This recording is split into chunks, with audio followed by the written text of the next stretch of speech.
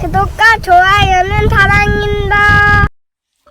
여러분 반갑습니다. 서목사의 말씀 창고의 서목사입니다. 오늘도 시청해 주셔서 감사합니다. 오늘은 누가복음 23장 13절에서 25절 말씀입니다. 오늘 말씀은 빌라도와 무리와의 대결이 기록되어 있습니다. 빌라도는 무리에게 예수가 죄가 없으니 그를 풀어주겠다라고 이야기를 합니다. 무리들은 빌라도에게 예수를 죽이고 바라바를 풀어달라고 이야기를 합니다. 빌라도는 무리의 요구에 이기지 못하고 예수를 십자가에 못 박게 하고 빌라도를 풀어줍니다. 오늘 이 말씀을 통하여서 우리에게 주시는 하나님의 마음을 함께 묵상해 보기를 원합니다. 13절부터 말씀입니다. 빌라도는 대제사장들과 지도자들과 백성들을 불러 모으고 말했습니다. 이 사람이 백성들을 선동한다 해서 내게로 데려왔다. 하지만 너희 앞에서 신문한 결과 너희가 고소한 것 같은 죄목을 찾지 못하겠다. 헤롯도 역시 죄목을 찾을 수 없어 그를 다시 우리에게 돌려보냈다. 이 사람은 사형당할 만한 죄를 저지르지 않았다. 그러니 나는 이 사람을 매질이나 한 후에 풀어주겠다. 빌라도는 대제사장들과 지도자들과 백성들을 불러 모으고 말을 하였습니다. 예수님에게 죄를 찾지 못했다라는 것입니다. 나만 그런 것이 아니라 헤롯도 찾지 못했다. 이 사람은 사형당할 만한 죄가 없다. 여러분, 빌라도는 모든 것을 결정할 수 있는 사람입니다. 빌라도는 그렇게 할 수 있는 능력이 있었습니다. 그리고 그의 판단에 따르면 예수님은 사형당할 만한 죄를 짓지 않았습니다. 따라서 빌라도는 이렇게 결심합니다. 단지 매질이나 한 후에 풀어주겠다라고 말입니다. 이것이 빌라도의 판단이었습니다. 그런데 사람들은 어떻게 이야기를 합니까? 18절부터 말씀입니다. 그러자 사람들은 일제히 그 사람을 없애시오. 그리고 우리에게 바라바를 풀어주시오 하며 큰 소리로 외쳤습니다. 바라바는 성 안에서 일어난 폭동과 살인으로 감옥에 갇혀있는 사람이었습니다. 여러분, 사람들은 무엇을 원했습니까? 바라바를 풀어달라고 이야기를 하였습니다. 바라바야말로 진정한 죄인이었습니다. 그는 폭동을 일으켰고 살인을 저질러서 감옥에 갇혀있는 사람이었습니다. 사람들은 무엇을 요구합니까? 바라바를 풀어주고 예수를 죽이라고 합니다. 죽어야만 한 바라바는 풀어주고 죽지 않아도 되는 예수를 죽이려고 합니다. 이것이 사람들의 요청이었습니다. 여러분, 사람들은 지금 우리가 살고 있는 이 시대에도 똑같은 것을 요구합니다. 죄인을 풀어주라고 하고 의인을 죽이라고 합니다. 자신들의 마음에 들지 않는다고 해서 의인을 죽이려고 하고 죄 지은 사람을 풀어주라고 합니다. 그것이 사람들의 모습입니다. 그리고 우리의 모습입니다. 우리는 하나님 앞에서 이와 같은 모습을 너무나도 많이 보입니다. 우리에게 필요한 것을 요구하지 않고 필요 없는 것을 요구하며 필요한 것은 하나님 앞에 구하지 않고 버리는 그와 같은 일들 말입니다. 우리에게는 살인자가 필요한 것이 아닙니다. 예수님이 필요합니다. 그러나 예수님은 버리고 살인자를 풀어달라고 이야기를 합니다. 빌라도는 사람들의 이야기를 듣고 다시 한번 호소합니다. 20절 말씀입니다. 빌라도는 예수를 풀어주고 싶어서 그들에게 다시 호소했습니다.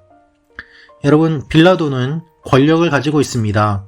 그런데 사람들에게 호소합니다. 그는 자신이 가진 권력을 제대로 사용하지 않습니다. 그는 자신이 가진 권력을 정의롭게 사용하지 않습니다. 그는 사람들에게 호소하고 자신이 가진 권력을 바르게 행사하는 것이 아니라 사람들의 의견과 여론을 바꾸기 위해서 호소합니다. 사람들의 마음이 바뀌었을까요? 그렇지 않습니다. 21절부터 말씀입니다. 그러나 그들은 계속해서 소리 질렀습니다. 그 사람을 십자가에 못 박으시오. 십자가에 못 박으시오. 이 사람들은 이미 결론을 내리고 있습니다. 예수님을 십자가에 못 박으라는 것입니다. 왜 십자가에 못 박으라고 이야기를 합니까? 하나님의 아들이라고 신성 모독적인 행위를 했다는 것입니다. 예수님이 사람을 죽인 것도 아니고 그리고 물건을 훔친 것도 아니고 어떠한 죄를 지은 것도 아니지만 이들은 종교적인 죄를 갖다 씌우며 신성 모독을 했다고 살인자와 예수님을 비교하면서 예수님이 오히려 더 큰 죄를 지었다고 판정하고 있습니다. 여러분, 우리의 모습도 이와 같은 모습이 있습니다. 종교적인 이유로, 형식적인 이유로 하나님의 일을 한다고 하면서 정말 필요한 것을 버리고 하나님의 뜻과 어긋나는 그와 같은 일들을 행할 때가 얼마나 많이 있습니까?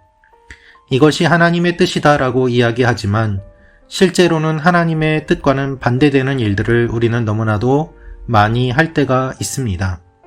하나님께서 원하시지 않는 일들을 하면서도 하나님의 일이라고 착각하는 일들도 있습니다. 그와 같은 모습이 우리 가운데 많이 있음을 우리는 인정해야만 합니다. 우리 가운데 있는 욕심과 탐욕을 종교적인 이름으로 포장하며 하나님의 뜻이라고 이야기를 하는 경우들도 많이 있습니다. 그 모습을 보면은 이 사람들처럼 빌라도의 이야기를 듣지 않고 자신의 주장만 하는 그와 같은 모습들이 가득합니다. 빌라도는 세 번째로 이야기를 합니다. 22절 말씀입니다. 빌라도가 세 번째로 말했습니다. 도대체 그가 무슨 나쁜 일을 했다고 그러느냐? 나는 이 사람에게서 사형에 처할 아무런 죄를 찾지 못했다. 그래서 나는 그를 매질이나 해서 풀어줄 것이다. 빌라도는 세 번이나 이야기를 합니다. 그런데 사람들은 그의 세 번이나 되는 요구도 듣지 않습니다. 23절부터 말씀입니다. 그러나 그들은 더욱 큰 소리로 예수를 십자가에 못 박으라고 요구했습니다. 그리고 그들의 소리가 이기고 말았습니다. 마침내 빌라도는 그들의 요구대로 하기로 결정했습니다. 여러분, 사람들이 외치는 소리가 이겼습니다.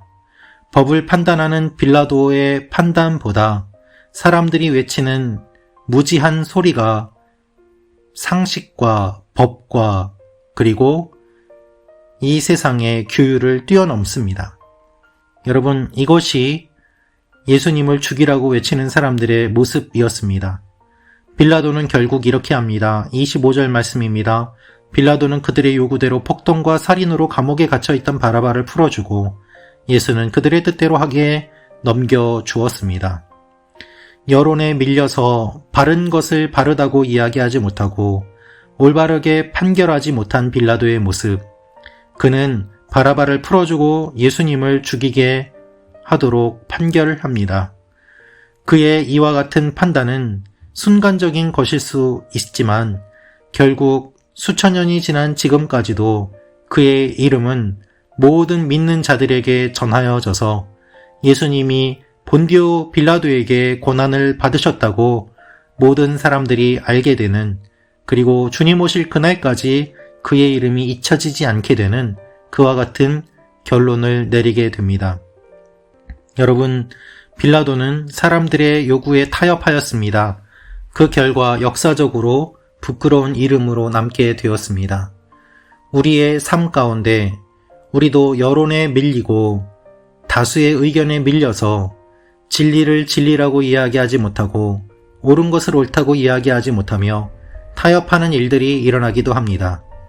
그럴 때 잠시 타협하지만 사실 그 타협한 결과가 오랜 기간 동안 지속되며 우리를 부끄럽게 할 것입니다.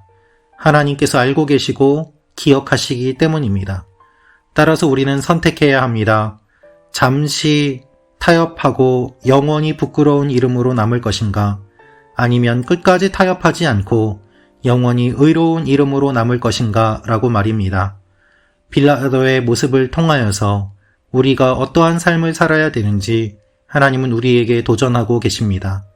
말씀 참고 가족 여러분 한 분 한 분이 진리를 타협하지 아니하고 끝까지 사수하며 하나님의 사람으로 거하시기를 기도합니다.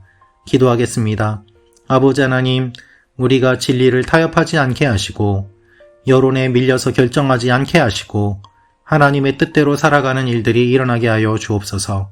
예수님의 이름으로 기도합니다. 아멘.